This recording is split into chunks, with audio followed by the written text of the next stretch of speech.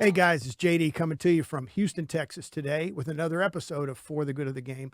Today I'm really excited to have a friend of mine, Quintin Smith, be the guest on the show today. Quintin is a Kansas grad who played football and graduated in 1989, was a wide receiver, went on to play for a year for the Chicago Bears, and then actually came out of football, went into the scouting business for a little while, and then was, and we're going to discuss this in a little bit, was in the XFL, the first edition. Now we see XFL 2 coming out.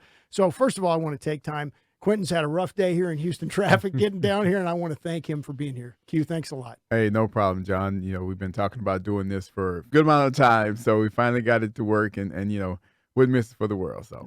Hey, I appreciate you being here, and trust me, we had a little of our own escapade just coming into that normal Houston traffic, driving in from Dallas this morning. So I want to start off a little bit, just give you the floor and let you tell the folks a little bit about your football journey, starting from when you first discovered the game as a kid, at whatever age that was, up until maybe the time that you went to Kansas to play some serious football with the big boys. Right. I started playing when I was about 7 years old. Played Little League football, the Willow Creek Raiders here in Houston. They went on to Color Middle School, and then finally over at Yates High School. And Yates High School here in Houston, I think we've had about 25 to 29 players have actually made it to the NFL and played at least 1 year in the NFL. Played on the only team in HISD, which is the major school district here in the city of Houston, that won state championship since integration. Wow. And it still stands, and that was back in 1985. And then from there on to University of Kansas, spent 3 years there playing as a receiver. Didn't get a chance for my freshman year, but spent 3 years there playing as a receiver. And then was fortunate enough to get picked up as a free agent by the Bears and made it there.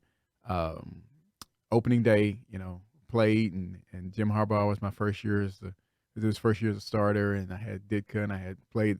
Now, adding Jim O'Cole, would have been with 5 Hall of Famers, Wow. with Singletary, Hampton. I can't think of the names now. Singletary, Hampton, Dent, and now Jimbo. And I'll think of the other one in a second. I just can't call his name off the top of my head. But, it's football has given me a lot. It's taken me, around the country, around the world to do a lot of different things, and it's been a blessing to be a part of that game, and it's just a journey. You never stop learning when you're in this game. And now back to you're coaching high school football. Now you're dealing with kids. Like the NFL talks about the next 100. You're part of creating that next 100 years of the league. Absolutely, and I think that's important. It was fun for me to see all the guys, and I was very blessed to say that when they had the 100 prior to the Super Bowl, a lot of faces that I've had a chance to meet and be friends with and experience that aspect of the league and their play, and hear some of the stories they went through, and you're no exception to that, and that translates onto the field where we first met, in doing youth camps and coaching middle school and high school kids, and being able to see you along with a lot of other very talented guys, because I'm sure you saw it in your football career, whether it was prior to college or during or even in the NFL. Just because someone can play football does not mean they can coach football. And I always stood in awe of guys like yourself that would take, a real PhD understanding of the game and break it down for a kid in a way that they can implement those tools into their game to improve, even though they're not talent or experience-wise up to the level that you played to. So when you look back at your experience up through, and let's say up through Yates, and now as a high school coach, what do you see in terms of two things: the evolution of the game and the application of that evolution, the ability of today's athletes to really put it on the field? Coaches have to coach, players have to play. What do you see from your foxhole now? Looking at it from back when I played, we always, my head coach is an old school guy. We're the same age, and we always compare what we did here in the inner city, because we both put the inner city high schools here. Mm-hmm. Now we coach in the inner city, and how things are different. I think one of the major things that are different now is you have this evolution of the 7-on-7 game that they have in the summertime. You have kids that are meeting and building a select 7-on-7 team, and all world 7-on-7 team, and not playing with their teammates from high school. When we were in high school, you would never think of not doing something in the summer or working with your own guys. because you always wanted to beat everybody else. Sure. Why go join them when you were trying to beat them? I see that. I see the parents are different. I see so you get the total opposite sometimes. You get the parental support where they're there and they're behind the coach 100%. You do what the coach says, which is what it was when I played. Coach said this, that's what it is. That was the end. There was no question. That was, Dad, coach isn't playing me. That work harder. That was it. Mm-hmm. Now it's, the coaches are butting heads with parents because parents that have never played the game or never played the game at a higher level are listening to the wrong people. And in turn, their kids are starting to listen to the wrong people and doing things that they shouldn't do. And by the time they figure it out, it's too late. We joke about, we had a staff last year. We had 5 guys that had Division I scholarships. In high school, we only had 7 guys. Wow. And 3 of those 5 played in the NFL.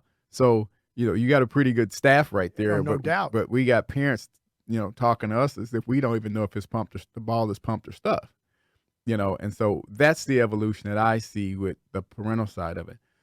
On the field, I see that the players now are bigger, faster, stronger than what we had back then. Mm-hmm. We didn't have a lot of 6'5", 6'7" linemen in high school.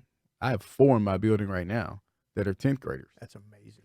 And, the guys are faster because they work year round doing it. We see that a lot of guys, a lot of kids are specializing in one sport early versus playing all of the sports. And I played all sports. And so it's back then it was like, just keep playing. You were always active, whatever the season would be. And now the game on the field, you see more wide open, less of what we call old veer option offense. You don't see that very often unless you're watching Georgia Tech, which finally changed. Or one of the military academies. One of the military academies still running it. You see everybody's spread, everybody's wide open, which is nothing but the veer from the shotgun snap, which is all it really is when you break it down. And you have guys that are throwing it 50, 60 times a game, and I don't think we threw it 100 times my senior year total. Wow. Maybe 150 at the most. But you see the ball is in the air more often than it is, back when I played. So that's part of the evolution. Obviously, you have the equipment, things like that. You don't have the kids spending as much time working on the game with their teammates as we did. They go to school, in season they go to practice. When it's not the season, as soon as the bell rings, they're gone. If Probably they're not playing video games. Or they're playing video games. Or they're playing video games on their phone. Or they're, the other part that I think helps these kids learn the game is if you teach it right. If you teach them to make them study the game, not just tell them, but you have to make them study the game, is the evolution of film study with with different variations of systems that the kids can watch and they can learn. So they can take it home and watch what you did in practice. That we never, ever filmed a practice. We had 16 millimeter game film when I played, So, but now the kids can film practice. You may have, depending on what school you're at, you may have a drone that films your practice and you can see everything. And it really helps the kids. We had one field for 300 players when I was in high school. We don't have as many players, but there are some schools that may have 5 football fields. Sure. In high school. And they have a stadium on their facility. After about halfway through September, we didn't have dirt in the middle of our field because we wore it out. But I think, the exposure of the game being on the internet and things like that, where you can go back and you can constantly see or watch year-round football, has opened their eyes up for kids to be a little more educated in the game and see the game more often versus just waiting the football season came back around, which is what we had to do. You talked about a minute ago, you made a comment that I want to springboard into, and in fact, I'm going to jump ahead a little bit. I talked in the intro about the fact that you played in the XFL. We both have seen this and heard it for the past probably decade, in that the complaints about since the collective bargaining agreement before last, there has been less and less time to practice, less and less emphasis on padded practices in the NFL. And all of a sudden now you're starting to see people griping about the fact that collegiate players aren't ready for the game, the speed of the game, and all that kind of thing. Not at every position, but certainly at some. given your experience with the original edition, what do you think this new XFL is going to bring in terms of bridging that gap? I think that by bringing in Oliver Luck, Mr. McMahon basically was saying that I need a football guy to run this. That's a football guy. And he's decided to put more money into it and do it the right way than we did it the first time. The first time we kind of rushed and did it because we started our hiring in July. I was the first to hire in Chicago as a personnel director. Went through 2 head coaches and 2 general managers, and I was the last one standing. And we kind of rushed. We started in July, and we were in practice in February. And we didn't even come back to Chicago until we played 3 weeks on the road, and then came back to Chicago for our opening game. So, but it was 4th week. Wow. So it's tough. But what I think he learned is that you can't rush this. But at the same time, you can't trick the fans with gimmicks. You have to go let them play football. And as you saw last week, they just play football. Mm-hmm. And obviously it's never going to be the NFL level. But because you got to look at, if you're trying to, you have to decide if you're trying to develop a league or develop a player, which is 2 different things. Agree. If you're trying to develop a league, everybody's got to be on the same accord, and everybody's got to be for the betterment of the league. If you're trying to grab a coach or a staff that's, hey, we're trying to go 8-0 or 10-0, we don't care.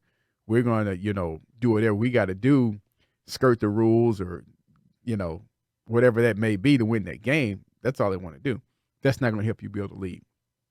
But watching this league right here, I think that you had enough opportunity and you brought in a lot of guys that have NFL experience. When I went out and watched some of the training camp, I saw, 2 teams practice, and I knew 8 of the coaches on one side, and I knew 6 on the other side, and I knew the personnel director on 5 of those teams, and all those guys were NFL guys that had NFL experience, and they can, under the right conditions and the right leadership, they can help build that league to make that league go because the guys that want to learn from those guys how to be a professional, how to be a professional football player, and how to get to the next level as a player, they can do it because you've got enough guys that are doing it. First edition was, let's see who we can hire and let's get going. And we had a few guys that came from the NFL, but not quite as many as they have now. And I think he's allowing Oliver Luck and Doug Whaley to do what they need to do to make the XFL go. And I think as long as they stay football, stay away from the gimmicks and things like that, I think they'll be fine. As when you look back on that experience and then the time in between as a player and then getting to the XFL in that span that you were doing some scouting, when you look at this XFL, what do you see in terms of going kind of back to that development piece? Do you think that the raw talent you see initially, and I know this is an unfair question, we've had 1 game, but do you think the raw talent is there and that eventually if they do it the right way, which you just talked about, that will translate into players getting contracts to move up? I think it will because ultimately, every time you think of a developmental league, you're talking about developing quarterbacks. But to me, you're missing the point of you have to develop offensive linemen because the game in college, the offensive linemen aren't prepared to play. They aren't taught to play NFL-ready football now. Mm-hmm. They're just not. You watch some offenses, the quarterback catches the ball at 5, he takes a step back to 6 yards and the ball is gone. They never learn a 7-step protection. They never learn a slide protection. They don't learn things like that. Then they get to the NFL, and all of a sudden they got a guy across from there that named Khalil Mack, and you can't touch him because you've never actually had to pass set and wait for a move because the ball was already gone. So you're playing a league with 8 offensive linemen on your team. So that's 8 teams. That's 64. That's 64 offensive linemen that couldn't make the practice squad in the NFL. So therefore, you've got some work to do to develop those guys to protect that guy that you talk about you're developing as a quarterback. Yeah, and it's amazing to me because as I commented earlier, a lot, it's not the college coach's job to develop people from the NFL. It's the college coach's job to win games so they keep their job. And the reality is you can hide a million imperfections when you go to a zone blocking scheme and with RPOs and things, because as long as you've got your most talented guys doing the hardest things, setting the edge, doing the pulls, things like that, you can cover up that guy who's a little weak with that zone blocking scheme. And all of a sudden, it looks like you're a genius when he gets fully exposed, when he gets into what you're talking about at whether it's at XFL or at the next level. What do you think in terms of, we saw the evolution of, and I hate to keep using that word, but there have been marquee guys a la Michael Vick who have come out of college and come in as quarterbacks into the NFL, mostly touted as dual threat quarterbacks. And then we had, Lamar Jackson, who, because I live in Louisville, Kentucky, got a chance to see him play more than a lot of people. Do you think that we are going to see, with the proliferation of the run and shoot, RPO type offenses wide open, as you talked about to start with, we're going to see more of that occurring in the NFL, or will you think that he's kind of a once in a lifetime kind of athlete? There's 2 points to that. I think that athlete that's the dual threat that can run, that's all great till he gets hit like RG3 did. Yep. Then he was done. And, there's going to be somewhere along the line, he's going to get out in the open space and he's going to make one guy miss and the other guy's going to be right there and he's not going to see him. And all of a sudden, your $20 million quarterback is down and the guy behind him is nowhere near that. And guess what you have to do? You have to change what you're doing. Yep. And when the 49ers went from Kaepernick to whoever followed them, all of a sudden they went from the Super Bowl to the picking in the top 3. So, and you have to have the right coach that can coach that guy, that can do that. And if I'm not mistaken, the guy that's coaching the quarterback's coach or the offense coordinator in Baltimore was the same guy that had Colin Kaepernick out in San Francisco. Mm-hmm. So you have to have the right guy. And there's not a lot of right guys that do that are out there, because the NFL is stubborn. They have coaches that this is my system. I'm not changing my system. I don't care who the guy is. And that's just how they are. And it's worked for them for a very long time. So why should they change? Because they can just go get another player. And that's the way a lot of them think. And with the wide open system, the run and shoot and the quick throws, there's been 2 quarterbacks that played in a no-huddle system in college that have won Super Bowls. Drew Brees, Patrick Mahomes. Other than that, everybody played underneath the center. Interesting. You can go back and look at all of them. Roethlisberger, Brady, Peyton, they all were underneath the center. They evolved to playing back there. And the difference is when you're playing underneath the center and you have to turn and you have play action, which is what Peyton Manning did so well, you have to adjust to do that versus taking a shotgun snap and your play action is a running back that's running right next to you. There's no fake. Right. That turnaround, hand the ball, a fake the handoff, you just turn your back to the defense. The defense just changed when you do that. But if you've never had to do that, now you have to go into the NFL and get underneath the center and take those snaps and then turn your back to the defense and turn around. And oh, by the way, here comes another guy off the edge in 2.3 seconds. A lot of guys don't adjust, and they can't because the speed of the game is like this, and they just have not gotten that yet. So, the wide open offense looks great. But when you go back and you look, Super Bowl winners, 2 guys have done it coming out of a college system that was primarily a run and shoot or spread offense. That's it. That's interesting, and that's not a tidbit that I had ever looked up or knew. Let me transition to a different position, because this is going to be an interesting and very strong draft for wide receivers, this one coming up. We got a lot of kids coming out that, just Alabama alone, had a plethora, if you will, of guys. But I was speaking to our mutual friend, Coach Robert Ford, yesterday. He is training a couple of those guys, and he commented about the fact that when I made the comment about the depth in that group, that position group, what do you think about that we've seen with these? Is it just a matter of evolution? Is it a matter of the right kids being in the right places in college? or is it just a kind of a flash in terms of the cycle that goes? You know, 1 year is great for quarterbacks, one's for offensive linemen, one's for whatever.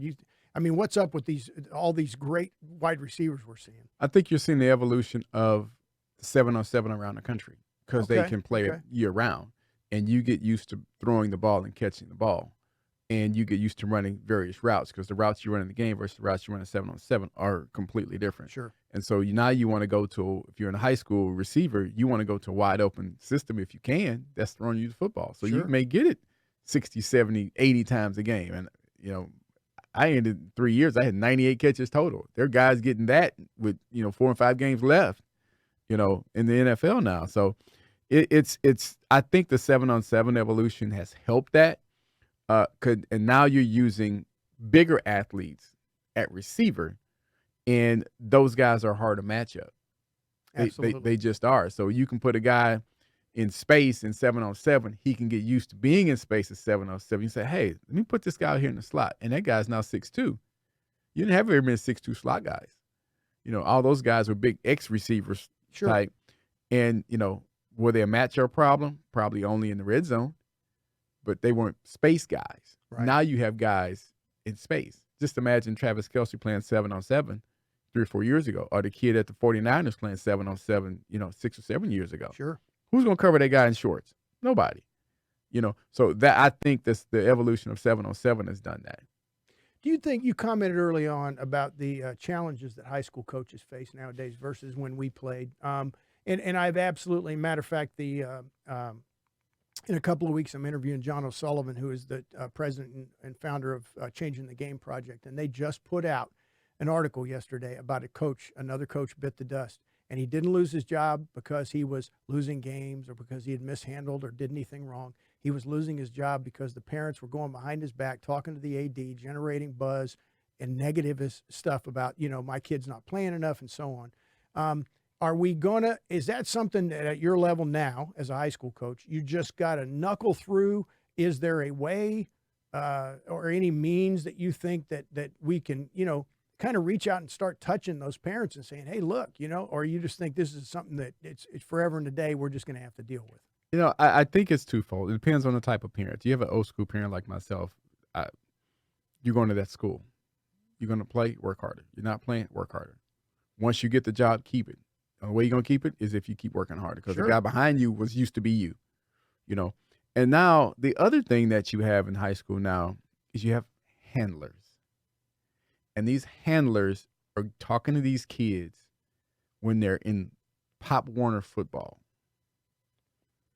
Okay, when they're 10, 11, 12 years old, and they're getting next to the parents. And the parents are saying, we need to send your kid over here. You need to send your kid over there.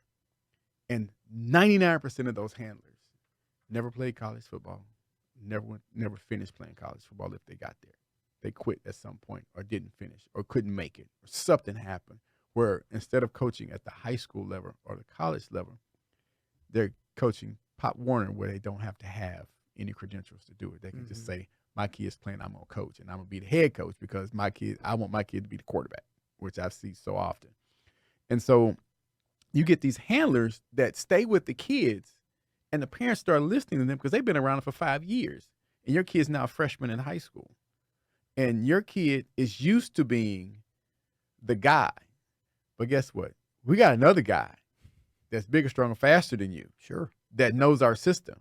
And you're not going to plan for that guy because you think everything's going to be handed to you. Well, you play running back, or I want to play quarterback because the quarterback runs the ball. No, sir. I have one of those. And why would you go play that position? Because he's a year ahead of you. You're not going to ever play because that guy's going to play unless he gets hurt. And the first thing they'll do, they'll transfer him out of the kid to someplace else. Or you get a kid that plays at a school, phenomenal kid. All of a sudden, he gets notarized for making special plays, and he's bringing this team that's won 2 games in the last 5 years. All of a sudden, they won 6 games this year. And like, who's that kid? And then you have another school that'll come over and recruit that kid away from that kid. And he'll go to that school. Guess what? He's the same guy.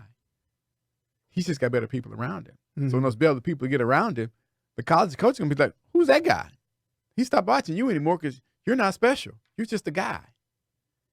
we used to say one thing in scouting: no matter where you are, if you can play, we'll find you. If you can play, a college coach is going to find you at some level. Might not be the level that you want, And the other thing we said, you're as good as your scholarship offer. If you got a Division I AA scholarship offer, there's nothing wrong with that. Absolutely. Because as a former scout, one of the best players I ever went to go see was a guy named Hugh Douglas. He played at Central State of Ohio, was an NAIA school, and he's a first-round draft pick and played 12 years in the NFL. Phenomenal player at an NAIA school. He's better than the guys at Michigan State at that particular time they came out. He's top 20 pick. So if you can play, you don't have to go over there with them other guys. Because when you leave your neighborhood, that's where you're coming back to. You're coming back home. Your home is your neighborhood. And the guys in that neighborhood, the kids in the neighborhood, they don't know you because why? You left and you went over there. Well, go have your football camp over there. Don't come back over here because we don't even know who you are. And when you have it, nobody shows up like, you're not from here. Josh Gordon, who played, who's from Houston, had a lot of trouble in the NFL, Right. Phenomenal player. He's from the same neighborhood where I went to high school, at Yates High School, which is where he was on to. He went to a school called Lamar, right in the middle of River Oaks. Most people don't even know he lived in Third Ward, or he was on to Yates. Had he been at Yates, he'd have been number 30 on the list of players that make the NFL. Yeah. But that's what happens. These handlers stepping in, and they muddy the water like AAU coaches in basketball. Do you think that what we're seeing in the maturity of that process is now why we're starting to see more and more use of the transfer portal within the college ranks? Absolutely. They don't get instant success. They want to leave right now. That's exactly what's going on. There's a kid here in the city of Houston that was the number one recruit at his particular position this year. He's still unsigned. And we should say a few things. You got to be coachable. You got to be accountable. And when guys that are making $3, $4, $5 million a year, and you're a guy with problems and issues, let me go get the guy over here with no problems and no issues, because I like my $3 to $4, $5, $6 million check. I'm not gonna get a whole bunch of 18-year-old kids with issues. I'm gonna go get guys that I know I can coach, that are coachable, gonna do what I ask, and represent my program well, versus some other guys that have had instant success, and when they don't have it, they don't know how to play through adversity. That's a great segue into what I'd like to kind of wrap up with, and this is something that has become a hot button issue. I've talked to a number of people about it.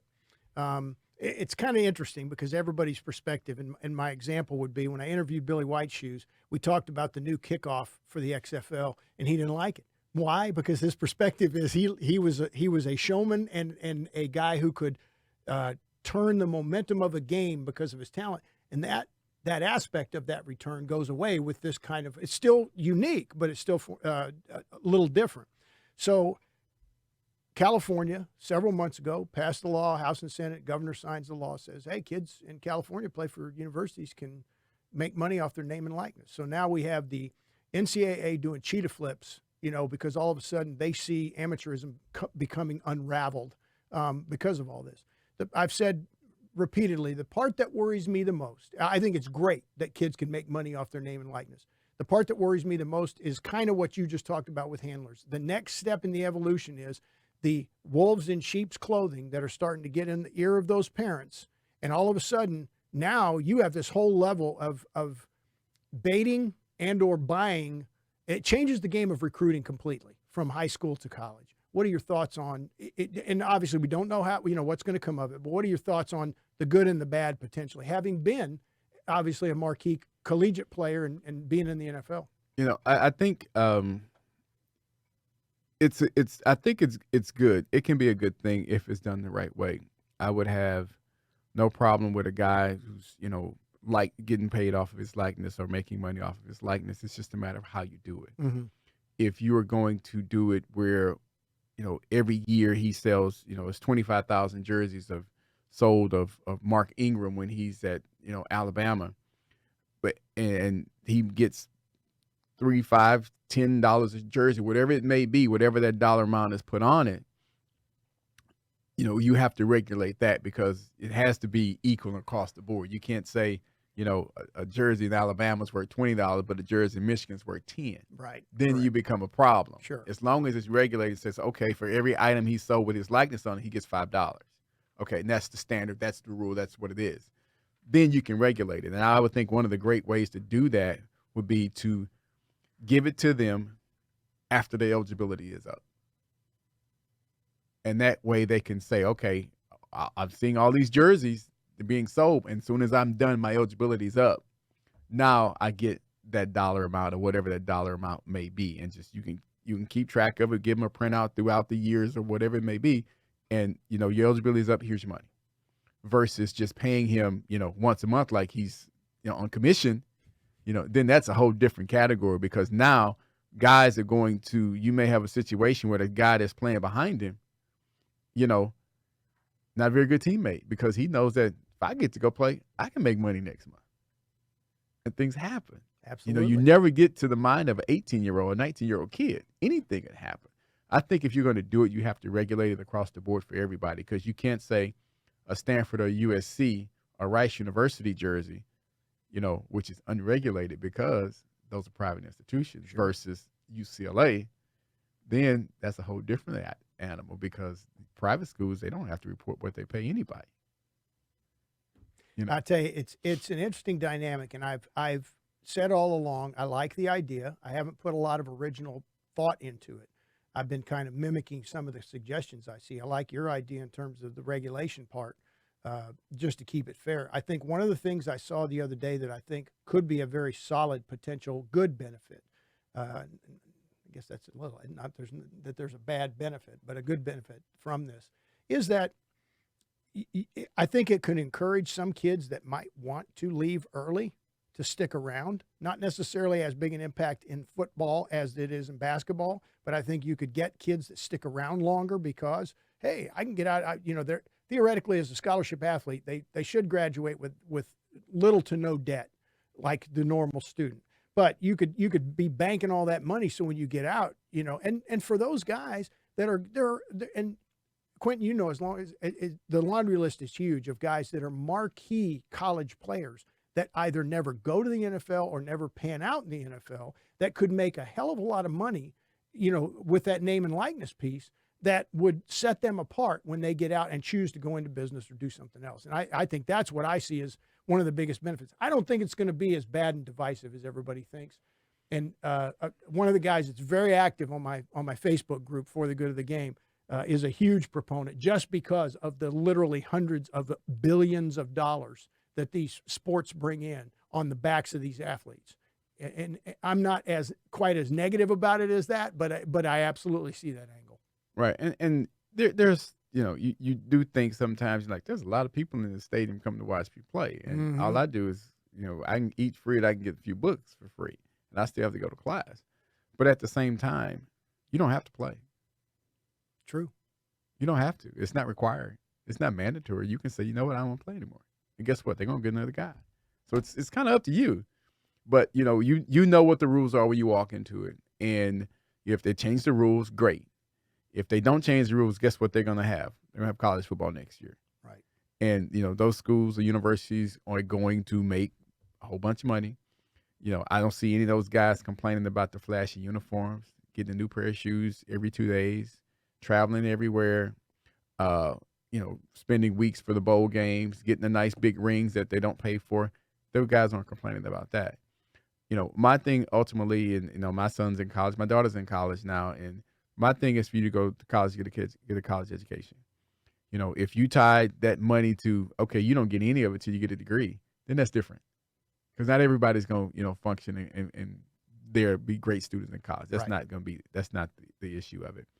But, you have to tie, if you're going to give them that, there's something that they have to say, okay, here's the standard I have to reach to get that. And then once it's there, here it is in black and white. There's no gray area. This is what you have to do.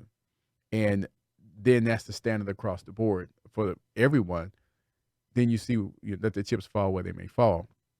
But if you're going to have to do it, it can't just be a knee-jerk reaction, because in the state of California, like, if they're going to do it, how do you regulate UCLA versus USC? versus Stanford versus Cal Berkeley. How do you regulate that? Because USC and Stanford, private institutions, they don't have to report anything to you. They don't. If they can tell you that they're paying that kid $10,000, they don't have to show you their books. Well, and there's not only another disturbing trend to me at the lower levels is on the West Coast and in California specifically. I think the whole West Coast region, there's only like 2 or 3 Division II schools left. Most of those are in the Midwest and further east. And there's a level of football that a lot of kids don't have as an opportunity in that area of the country that might not either choose to play or go somewhere else. And what happens to those other levels besides the Power 5 conferences? So it's a can of worms for sure. I know you got to get out of here, and I want to be respectful of your time. I wanted to give you the floor and talk about kind of as a parting shot, given the depth of your experience, not only as a player from youth up through college and in the NFL, being a scout, and then obviously being involved in the XFL. So you've at every level up and down the chain in terms of players. If you were going to impart some knowledge under a for the good of the game type of philosophy to a young person, be they middle school, high school, whatever, about, hey, take advantage of what football offers you to achieve success, what might you say? As a young kid, be coachable, be accountable, and be willing to listen. Be willing to help your teammates. And it's not always about you. It's not an individual game, because the friendships that you make in middle school, in high school, in college, those are lifelong friendships. I mean, I have 5 guys I went to kindergarten with. I played on the state championship team, and we still keep in contact 35 years later. And, this game can take you a lot of places. And probably one of the most important things is find someone that has goals like yours. If they don't have goals like yours, it doesn't mean they can't be your friends. That just means you can't hang out with them. You can be with them in the hall, at lunch, or when it's time to go to class. If they're in class not doing what they need to do, don't let them bring you backwards toward them. Always play up to your level of competition or above that. Don't go backwards.